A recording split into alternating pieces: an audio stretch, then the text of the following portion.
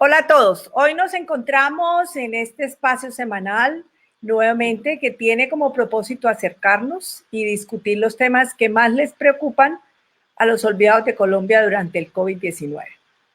El capítulo de hoy tiene para mí una especial importancia porque creo en el poder del conocimiento como eje central de la transformación. Este virus pues nos develó muchísimos vacíos que teníamos como sociedad y uno de los más importantes justamente es haberle dado la espalda durante muchos años al conocimiento, a la educación. Trabajar en educación es cuestión de responsabilidad, casi que de supervivencia. Vivimos en carne propia lo que es no estar del todo preparado para los retos que inclusive la misma tecnología nos han propiciado. Y yo creo que ahí vamos a saber pronto cómo se siente estar en la línea de espera, aguardando que otros países nos incluyan en su lista de beneficiarios para acceder a sus desarrollos del conocimiento, por ejemplo, como la vacuna contra el COVID-19. Aquí es donde vamos a sentir la falta de innovación y de poder haber trabajado en la tecnología y en la ciencia. Hoy vamos a hablar de la educación, un sector que toca mi corazón. Mi papá fue maestro y de él aprendí el valor del conocimiento. Aprendí que la mejor manera para poder cumplir los sueños y transformar la realidad es estudiar. Por eso quiero abrir este espacio hoy, porque tenemos que repensar los modelos educativos que tenemos y tenemos como sociedad que entender que el conocimiento, en el conocimiento está la clave para la equidad. Para hablar de este tema, que es muy crucial para todos los colombianos, hoy invitamos a dos estudiantes. Daniel Obando actualmente cursa séptimo semestre de Economía en la Universidad del Valle y representa a los estudiantes en el Consejo Superior de la Universidad del Valle. Y nos acompaña Paula Valentina Bejarano, estudiante de octavo semestre de Ingeniería Industrial en la Universidad Pontificia Bolivariana de Bucaramanga. Bienvenidos, muchas gracias por haber aceptado esta invitación. Y vamos con la primera pregunta, ¿no? Cuéntenos cómo ha sido esa experiencia que han tenido ya al terminar un semestre virtual. ¿Han logrado tener las herramientas? ¿Cómo han sentido la calidad de la educación al terminar este semestre virtual? Vamos con Paula, que es ingeniera y que además y necesita muchísimas cosas, además o sea, cosas presenciales por los laboratorios. A ver, cuéntenos, Paula. Bueno, después de haber terminado este semestre virtual de una manera pues totalmente diferente, surgen varias cosas y varios tal vez cuestionamientos con respecto a esta situación, ¿no? En el campo de las ingenierías es muy complicado tal vez llevar un semestre de esta manera y un aprendizaje así, porque como anteriormente pues se mencionaba, esta carrera, y no solamente la mía, sino todas las ingenierías son muy prácticas, entonces es muy complicado ver de manera virtual los laboratorios, que es algo que realmente uno lo tiene que hacer presencialmente como para que el aprendizaje sea mucho, mucho mejor y ya pues obviamente al enfrentarnos más adelante laboralmente, pues ya tengamos más idea de las cosas. Y pues obviamente esta situación ha hecho que tanto mi carrera como las demás ingenierías pues se vean bastante afectadas por esto. ¿Usted piensa que hay que cambiar algunas cosas? Por ejemplo, si el próximo semestre les tocara, pero escuchemos primero a Daniel y luego me cuentan. A ver, Daniel.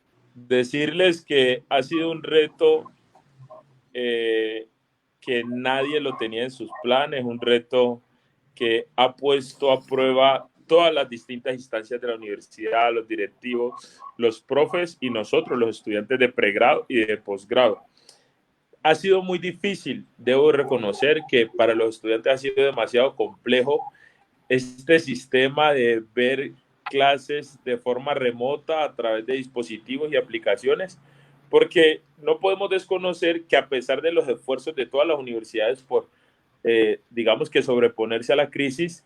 La única universidad en Colombia preparada para esta crisis es la Universidad Nacional Abierta a Distancia, que todo lo hace a través de medios digitales y virtuales, pero digamos que en la Universidad del Valle, que es una universidad que tiene una presencia regional en la mayoría de los municipios a lo largo y ancho del Valle del Cauca, le ha costado mucho porque digamos que entran a jugar todos los factores de nuestra sociedad y digamos que por ser pública, donde la mayoría de los jóvenes somos de estratos 1, 2 y 3, evidencia y desnuda la fragilidad del Estado y también evidencia lo que decía usted ahora, esta profunda desigualdad que tenemos en Colombia y que han hecho que las adversidades le peguen mucho más duro a quienes están menos favorecidos en nuestra sociedad y en los distintos municipios del Valle, ¿no? No únicamente en Cali.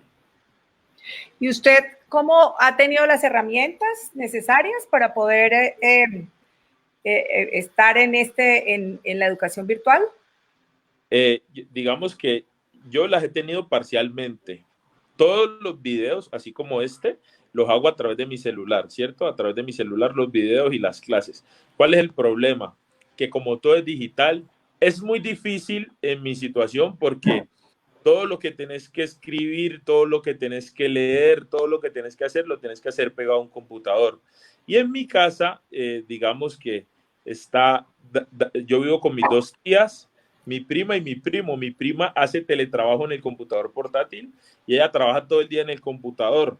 Yo hago trabajos, leo y etcétera a medianoche y así mismo madrugo. Ese soy yo, que tengo la fortuna de tener un computador en casa. Pero como les hablaba de la presencia regional de nuestra universidad, en el Valle del Cauca tenemos municipios en zona rural donde no hay energía, donde hay dificultad con el agua potable. Entonces, si no hay energía, pues menos va a haber internet. La Universidad del Valle tiene estudiantes, un porcentaje muy importante de estudiantes del departamento del Cauca. Tenemos una sede en el Cauca, zona rural del Cauca, y de otros municipios de Colombia de difícil acceso que hace que no tenga las competencias, las condiciones, las competencias sí las tenemos. Entonces nosotros hemos hablado mucho en este tiempo de la igualdad de condiciones para poder ver las clases virtuales y todas las otras cosas que se desprenden de eso. Hay estudiantes que tenemos que trabajar para sobrevivir, hay estudiantes que nos sostenemos nosotros mismos, hay estudiantes que viven en lugares que digamos que la composición familiar hacen que el estudio sea muy difícil, casas muy pequeñas, familias muy numerosas, muy grandes, estar todo el día en el computador, no poder disfrutar del ocio, tener las dificultades de tener que decidir entre si ponerse a hacer las tareas o salir y violar la cuarentena al rebusque, porque es una realidad de muchos compañeros. Entonces, digamos que ha sido complejo. Nosotros recibimos con mucha frecuencia distintos mensajes de compañeros, digamos que buscando los distintos mecanismos dispuestos por la universidad para mitigar este problema con la entrega de equipos y entrega de SIM cards con internet, pero no ha sido fácil, no ha sido fácil. Es un problema mayúsculo que, entre otras cosas, ahorita que estamos como finalizando el mes de mayo, tendremos que analizar para el próximo semestre los efectos en la no matrícula de los estudiantes de pregrado, posgrado y en la deserción. Ahora vamos para allá, Daniel, pero como estamos hablando, inicialmente hablemos del tema de calidad con todo lo que tiene que ver con la educación virtual. Pues yo sé que la dinámica digital es diferente, tiene su propia lógica y no podemos pensar que es como adaptar la educación presencial a la virtual. ¿Ustedes qué creen que en un momento determinado, pongamos un ejemplo, que el próximo semestre sea virtual? ¿Por qué no se ha podido o se está levantando en un tiempo se levanta la cuarentena, otro tiempo volvemos a cuarentena? Es decir, es como algo hipotético. ¿Qué piensan ustedes? ¿Cómo debería de cambiarse esa educación virtual o cómo debería de darse esa educación virtual para que podamos tener una mejor calidad de la educación? Primero las damas, ¿no? A ver, Pablo. Bueno, yo pienso que hay dos aspectos que son fundamentales. El primero es que, bueno, todos sabemos que esto nos cogió de sorpresa a todos, tanto a profesores como administrativos, y muchos de estos, en mi caso, muchos de mis profesores tal vez no son tan amigos de la tecnología y como todo fue ya y nadie estaba preparado para esto, entonces yo creo que primero hacer una capacitación con todo lo que tiene que ver tecnológicamente con los profesores. Me sucedió en lo personal que muchos de mis profesores vivían lejos de la ciudad, en zonas rurales, entonces tuvieron que salir a solucionar comprando una parabólica, o sea, muchas situaciones que dificultan la educación y el aprendizaje, ¿sí? Y lo otro que pues era lo que mencionaba Daniel anteriormente, tiene que ver con las personas que no cuentan con los recursos y ha sido también muy complicado para ellos el no tener un computador, el no contar con el internet suficiente para poder ver las clases de esta manera.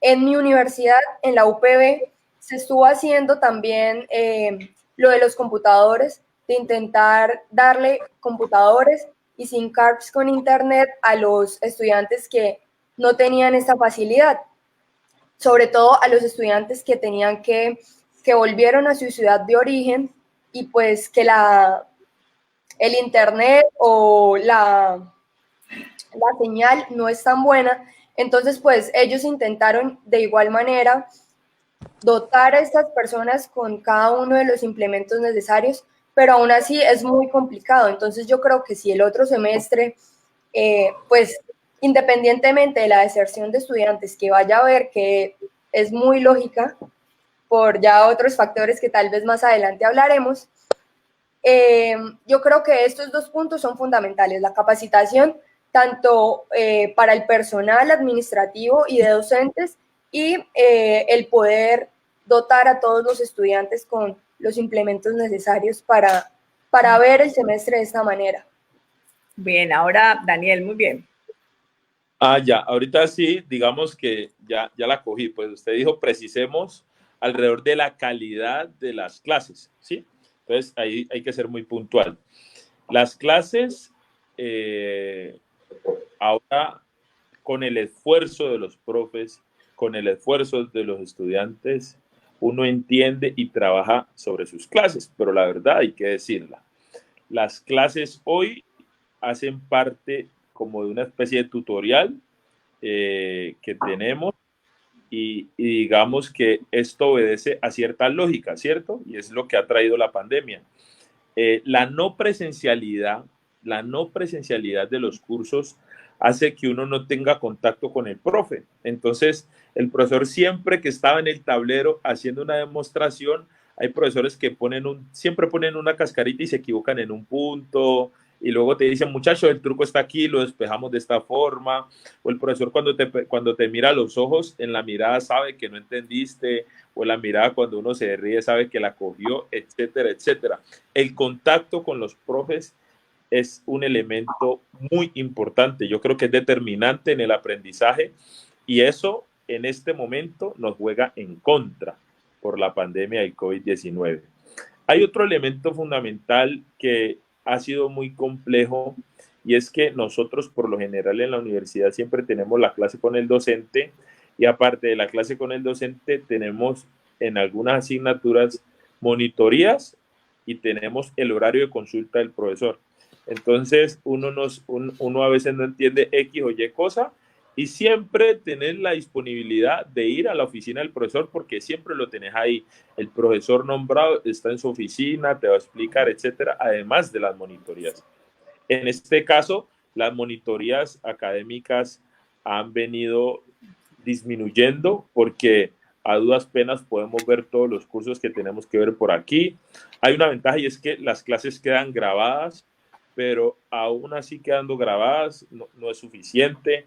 Nosotros tenemos la posibilidad de ponerle correos a los profes y ellos a veces abren clases únicamente para las dudas, pero lo que decía inicialmente, el contacto y digamos que la presencialidad son elementos fundamentales para el aprendizaje, y en este caso las materias que están más alrededor de las ciencias duras, prácticas y laboratorios, que mucho más afectadas, ya que los laboratorios y prácticas en la universidad se suspendieron, y las que son ciencias duras, pues uno tiene que ir 10 veces más al libro, tiene que revisar 10 veces más la demostración, tiene que revisar 10 veces más al autor, y eso hace que esto sea mucho más complejo, además de las situaciones socioeconómicas que son una variable determinante. Daniel, ¿y qué cree usted que debería hacerse?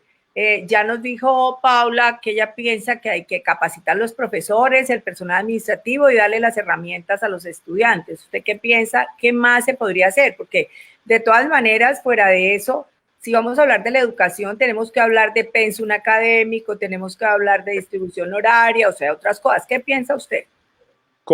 Sí, tiene razón cuando dice que hay que hablar de la educación como un todo.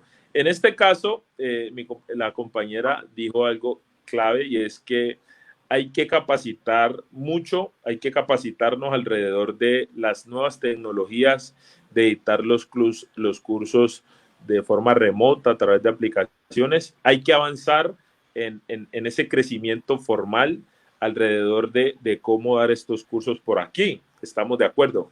Pero yo estoy casi seguro que muchas universidades han avanzado en esta dirección y no ha sido suficiente, señora Dilian. Yo debo decir algo. Los esfuerzos de los profes, yo conozco profesores que se esfuerzan muchísimo por hacer que esto sea más ameno, que sea posible, que lo podamos sacar adelante, y eso es muy importante y nos ha servido para mitigar este momento. Pero lo que yo mencioné al principio de la relevancia que cobra la presencialidad, es decir, el contacto entre los seres humanos a la hora de la enseñanza, yo creo que es un factor que difícilmente pueda ser compensado con otra variable, ¿sí?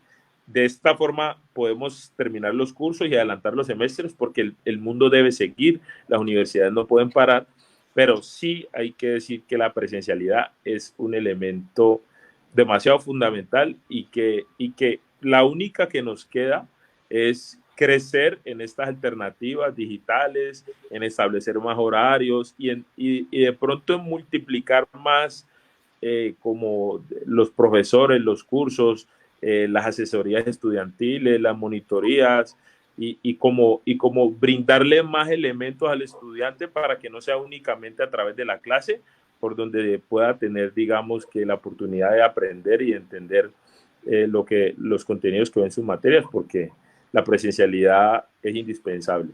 Es indispensable. Bueno, hasta ahora en tema de calidad los he podido escuchar varias cosas. La primera que pues no es lo mismo, la presencialidad es fundamental, tanto en economía, que no necesita tantos laboratorios, más si es en ingeniería o si es en medicina, es mucho mayor porque necesita mucho más presencialidad por el tema de los laboratorios y todo lo que tienen que aprender ya como tal en la práctica. Entonces, pues por supuesto esto afecta un poco la calidad. La otra cosa es que al parecer lo que yo veo y lo que yo entiendo y lo que he hablado con varios estudiantes es que han adaptado la clase presencial a la virtual, que no es lo mismo.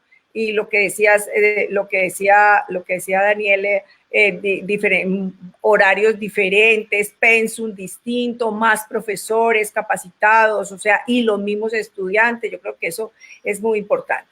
Y la otra cosa que también escucho a Daniel hablando, y habla de la parte de la desigualdad, de cómo pues no es lo mismo en la Universidad del Valle, que tiene personas que son vulnerables, tienen escasos recursos económicos y que no cuentan muchas veces ni siquiera con un computador. Y en esto yo creo que las universidades, no sé en las universidades de ustedes, acá en el Valle, una universidad privada, que lo que está haciendo es prestarle los computadores a sus estudiantes. Me parece que eso es interesante. Por lo menos a estudiantes que no tienen cómo o que no tienen un computador, pues hacer toda esa logística de prestarle los computadores. Yo no sé ustedes qué opinan. Bueno, a mí me parece que en medio de toda esta situación y en medio de todo de todos los problemas que ha traído esto, o sea, siento que es una de las mejores soluciones que las universidades pueden brindar, porque no todos, ya sea una universidad pública o ya sea una universidad privada, que también tiene una gran cantidad de estudiantes que están con ICETEX o con otros créditos estudiantiles y que tampoco cuentan con los recursos y no tienen estos medios. Yo siento que en medio de todo es una muy buena solución que se les puede brindar a los estudiantes para mitigar un poco todo este problema. Bueno, y Daniel, que Sí. lo dijo, se rió. No, me reí porque usted dijo habló algo que yo olvidé decir, que era los estudiantes de medicina.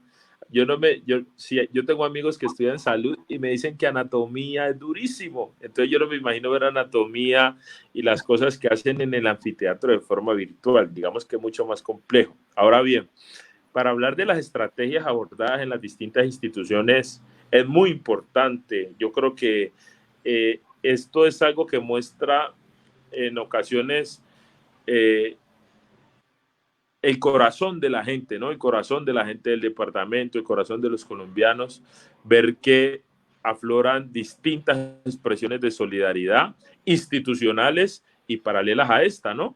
En la Universidad del Valle, la dirección adelantó entrega de equipos, tablets, mecanismos, porque ese era el reclamo, ¿no? No, quienes tienen los medios para ver la clase, hay unos que tienen los medios y no tienen la conectividad. Y hay unos que tienen la conectividad y no tienen los medios y hay uno que no tiene ni lo uno ni lo otro. Entonces, digamos que cerrar esta brecha es muy importante y ver cómo sectores de la sociedad, los trabajadores de la universidad, los profesores de la universidad, los egresados de la universidad, personas ajenas a la universidad, pero que tienen cariño porque la universidad es pública y es del Estado, digamos que reconocen las dificultades y han podido hacerlo, computadores, tablets, dispositivos con internet, y esto ha hecho posible que, digamos, podamos sostenernos en medio de esta crisis, ¿no? Que es lo más importante, poder sostenernos y sobreponernos a la crisis. Eso es lo que yo he dicho, o sea, una de las cosas que tiene que hacer el gobierno es no dejar a los estudiantes, no dejarlos sin estudiar, o sea, hay que hacer todo lo que sea posible para que sigan estudiando y en este sentido, pues uno ya escucha a muchos estudiantes decir que no se van a matricular el próximo semestre. Y bueno, yo quiero que me cuenten por qué, porque eso estaban que lo decían desde un principio, pero a ver, cuéntenlo, a ver, Paula. Bueno, yo creo que son dos factores importantes del por qué no estudiar el otro semestre. El primero, que yo siento que es el factor más importante, que es el factor económico, y el segundo es el factor de la calidad de la educación, ¿no? Son los dos factores que más como estudiantes pues tenemos en cuenta. El primero, y hablo en mi caso personal, ¿no? Mis papás son los que pagan mi semestre, mis papás son comerciantes y desde mitad de marzo que empezó todo esto del COVID-19, los centros comerciales tuvieron que cerrar. Entonces ya van a cumplirse casi 3 meses en los que obviamente he tenido que parar y entonces es muy complicado nosotros como universidad privada llegar después de 3 meses, 3, 4 meses y pagar un semestre como normalmente se hace. Además de esto, mi hermano acaba de empezar a estudiar de manera privada, sino que ya es otro semestre más. Entonces, cuando tú trabajas y estás acostumbrado pues a tus ingresos para cumplir con las necesidades y con todas las deudas, no solamente pues obviamente están las universidades para pagar, sino pues son más gastos. Entonces, ahí es donde no solamente en mi caso, aún más complicadas que las mías. Pero entonces eso es a lo que los estudiantes se refieren. ¿Dónde están las ayudas que las universidades van a brindar para situaciones muy similares a las mías o situaciones tal vez un poco más adversas a esto? Entonces, yo creo que la parte económica y la parte monetaria es una parte fundamental. Y la otra, tal vez en mi universidad, mucha gente sigue contando con los recursos, no se ha visto tan afectada económicamente, aunque yo creo que más del 50%, pues al fin y al cabo la economía del país ha estado bastante afectada por todo esto. Entonces, muchos sectores y muchos padres de familia o muchos estudiantes que también trabajan para conseguir esto se han visto afectados en su trabajo, que han tenido que parar, entonces sus ingresos pues en esto también se ven afectados y pues por eso deciden mejor no estudiar, porque no cuentan con el dinero y porque la universidad no está brindando los descuentos o las ayudas que todos estamos pidiendo. Y pues lo otro, hay unos que sí tienen el dinero, pero dicen y prefieren no estudiar porque es de manera virtual, porque ya se vio, pues este semestre ya se vio y dicen, no es lo que yo espero, yo prefiero esperar para poder aprender y poder llevarlo como de una mejor manera. Entonces yo creo que son los dos factores más importantes, la economía y la calidad de la educación. Y en ese sentido, Paula, ¿a usted no ha mostrado la universidad algún tipo de flexibilización en el recaudo para apoyar a los jóvenes? Que Sí, no cuente con... en mi universidad se ha hablado de un 10% de descuento, que la mayoría de los estudiantes han entrado en una gran inconformidad por eso, porque si estamos hablando de semestres de 6 millones de pesos, 7 millones de pesos, el 10% realmente no es mucho. No hay mucha como diferencia, ¿sí? Entonces, los estudiantes, ¿qué están queriendo hacer? O sea, la universidad nos saca un comunicado oficial donde diga, este va a ser el descuento, estas van a ser las ayudas. Solamente se está hablando, pero la universidad ya dijo, se está haciendo el 10%. Lo que pasa es que los estudiantes están convocando asambleas y demás para que la universidad vea factible al menos hasta un 25% de descuento. ¿Qué es lo que los estudiantes están pidiendo? Más que facilidades de pago, porque al fin y al cabo, pues, muchos estudiantes siguen a crédito o lo que yo mencionaba anteriormente, y esto pues realmente no genera muchas ayudas porque igual los intereses van a seguir corriendo. Entonces, lo que los estudiantes están pidiendo más que todo es tener un descuento que sea pues factible para las dos partes, ni que los profesores se vean afectados, ni los administrativos en tener, pues obviamente que se les reduzca el sueldo o algo así, pero pues en que la universidad entienda que los gastos igual, al menos en servicios, no van a ser los mismos, porque la gente pues no está yendo, entonces pues se reducen muchos gastos y eso es lo que la universidad debe entender. Muy bien. Daniel. Esto es una pregunta muy buena porque nos permite hablar en términos generales del tamaño de la crisis. ¿Qué lo quiero hacer de esta forma? Porque sin duda es un problema estructural lo que estamos viviendo en la educación superior en Colombia, que tiene como origen un problema demasiado estructural, que es la crisis ocasionada por el COVID-19 en el 2020. Una crisis que no es minúscula porque es una crisis que es mucho más fuerte que la última que tuvimos en el 2008 e incluso hay proyecciones que revelan que puede ser una crisis económica más fuerte que la de 1930, la Gran Depresión. ¿Por qué? Porque esto es una crisis que empieza como un problema de salud con una pandemia y que luego afecta a todas las esferas de la sociedad, reduciendo la demanda agregada casi que a cero en muchos países del mundo. En Estados Unidos hay más de 30 millones de empleos que se han perdido. En Colombia vamos en más de 2 millones de empleos.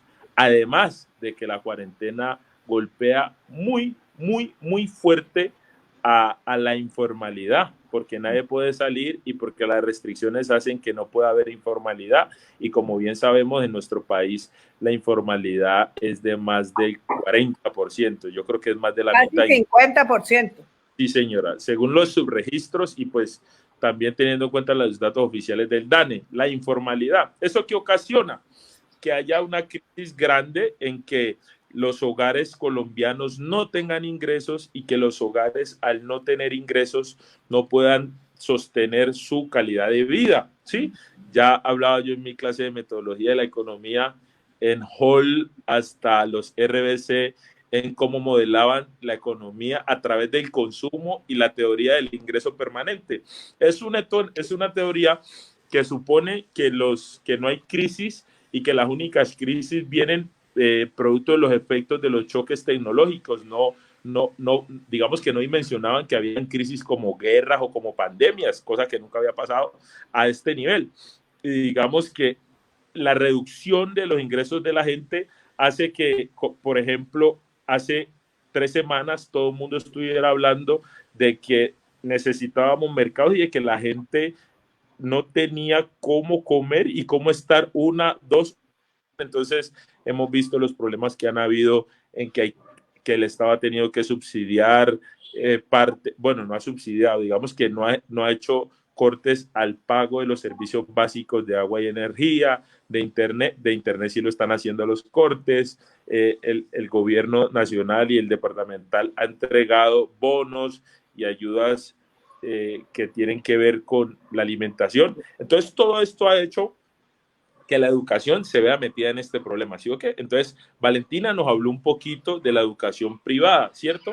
La educación privada se va a ver altamente golpeada porque la educación privada en nuestro país no es una educación que necesariamente sea de los ricos de Colombia, de los que pueden estudiar per se pagando todo el tiempo, no. Hay que tener en cuenta que muchos estudiantes de la universidad privada son estudiantes que pertenecen a la clase media, donde tienen padres profesionales con ingresos moderados, los cuales se han visto afectados y pueden comprometer la continuidad de ellos en la educación superior, y además también de muchos estudiantes subsidiados por el Estado a través de los programas y estudiantes bancarizados a través de ICETEX, Banco Pichincha y demás fuentes, ¿verdad? La educación pública es otro elemento también complejo que se ve afectado, pero se ve afectado dado al problema estructural, que desde la Ley 30, la educación superior en Colombia sigue recibiendo las mismas transferencias de hace más de 25 años. ¿Eso qué quiere decir?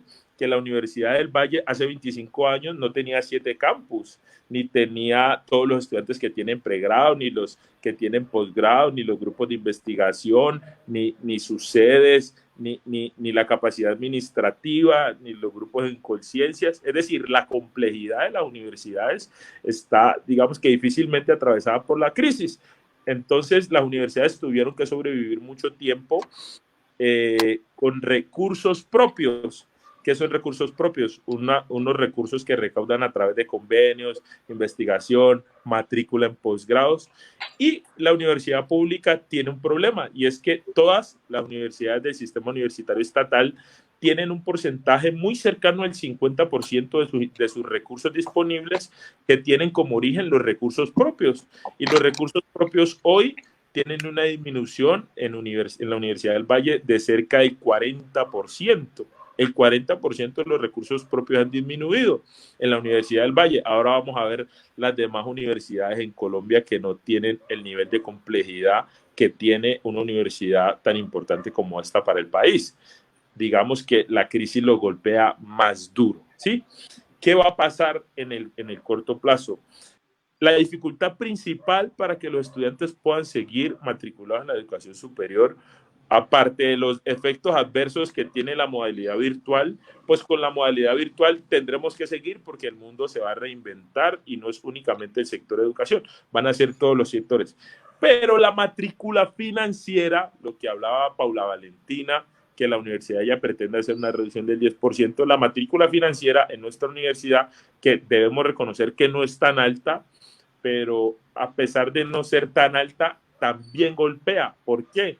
Porque no es lo mismo que usted encierre en cuarentena al que no cotiza salud, al que tiene la salud subsidiada, al que vive del día a día, al que no tiene un salario un salario y un contrato estable o indefinido. Esas personas son las que golpean mucho más duro la cuarentena y la crisis generada por el COVID. Entonces, hay muchos estudiantes de nuestra universidad que no van a tener cómo pagar la matrícula.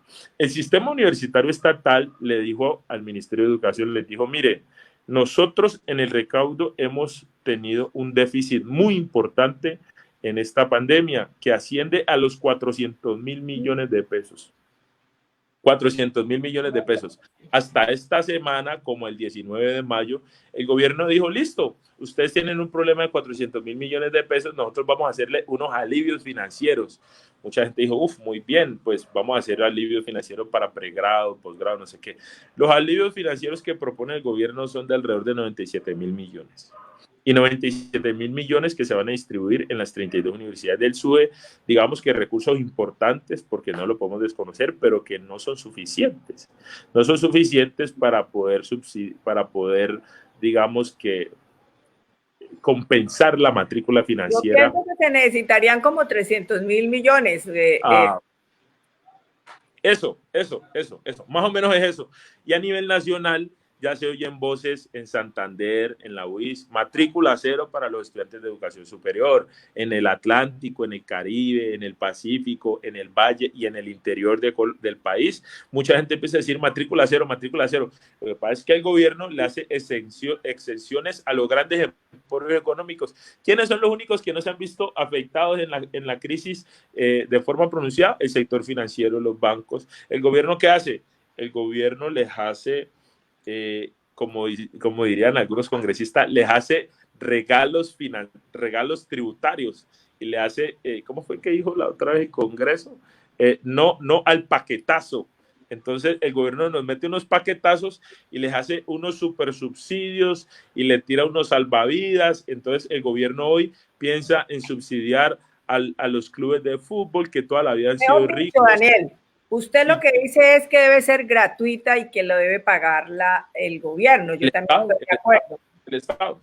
Incluso yo estaría consciente como estudiante de economía, porque si no mis profes me regañan, en que, bueno, el Estado, los municipios, el país, siempre hay una restricción presupuestaria. Y digamos que esto no es un juego de suma cero. Busquemos un punto intermedio. Entonces yo le diría, listo, no, es verdad, ¿no? Hay personas que pueden pagar, como lo dijo Pablo Valentina, y es muy importante, listo, busquemos un punto intermedio. Si no tienen los 400.000 millones, pues mire, como dijo usted, 300.000, 250.000, y le hace las transferencias a la universidad.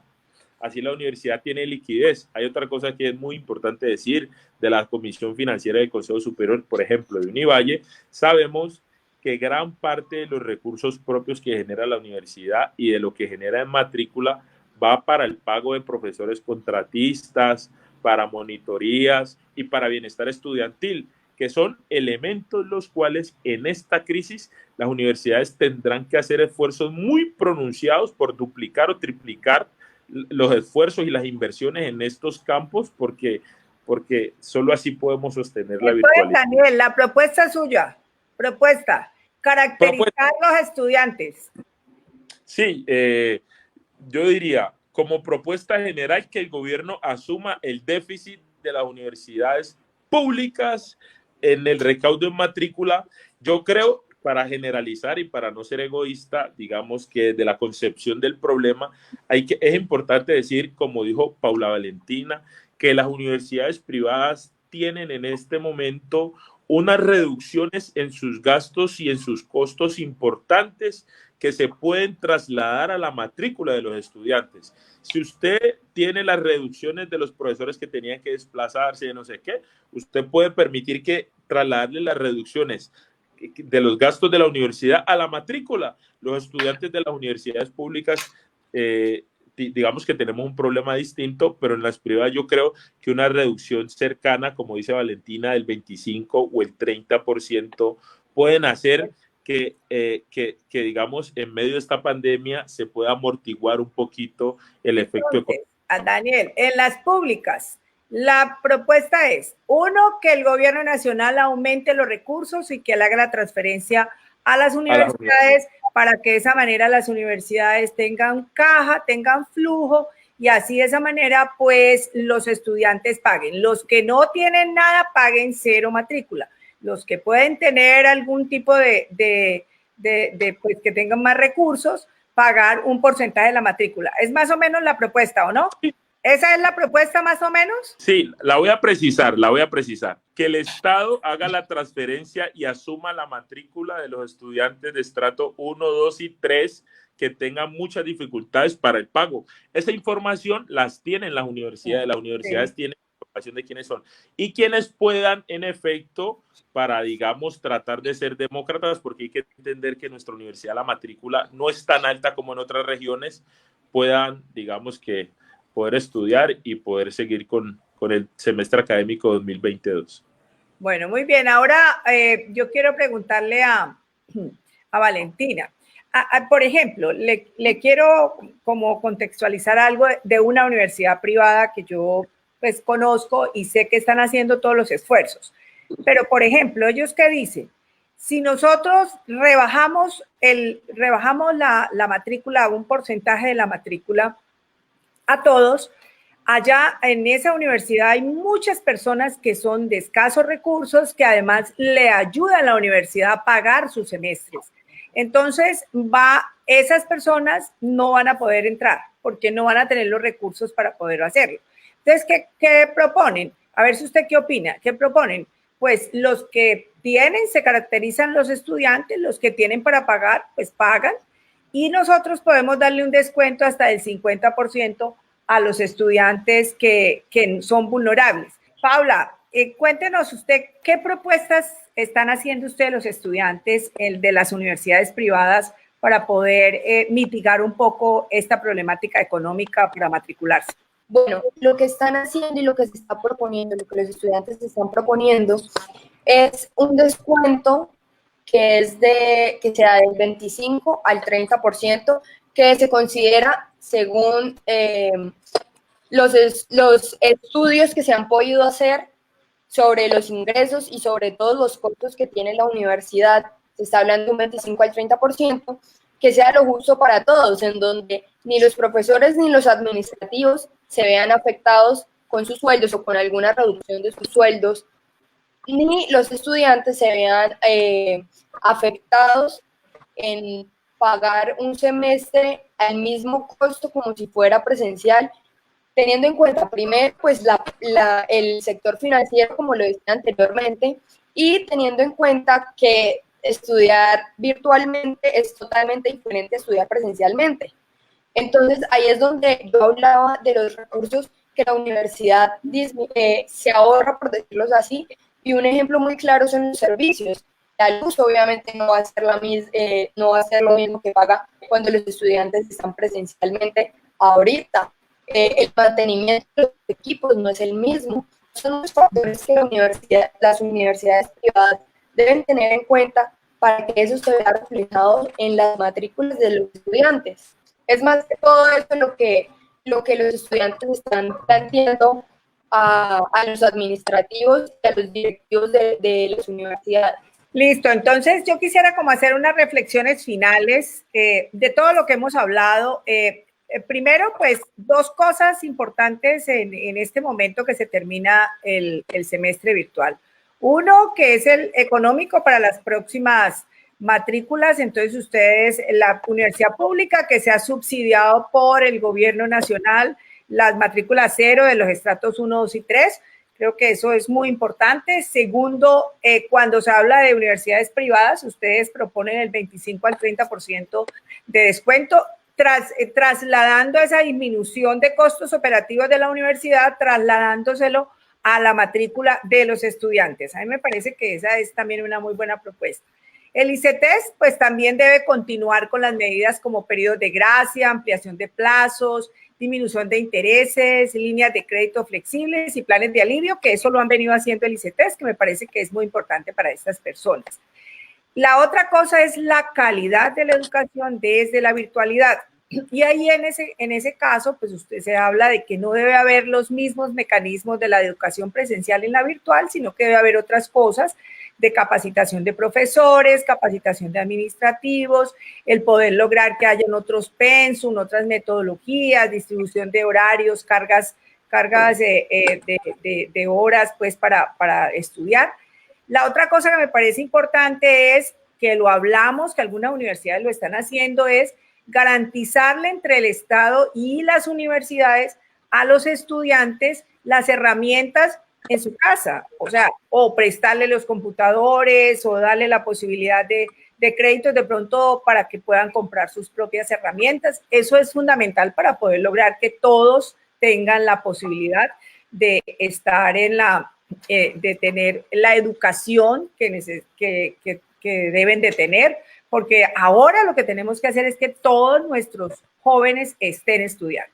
Y eso debe tener muy claro el Estado y debe hacer todo lo posible para que eso se dé. Entonces, bueno, ya llegamos al final. Daniel y Paula, gracias por habernos acompañado en el ABC DILIA, por compartir con los colombianos todas esas problemáticas, las situaciones que viven muchos jóvenes en Colombia que de pronto no se visibilizan y que realmente es fundamental y que se ha dado por la crisis del coronavirus. En este caso, pues la afectación que han tenido los estudios universitarios. Muchas gracias, Daniel, muchas gracias, Paula.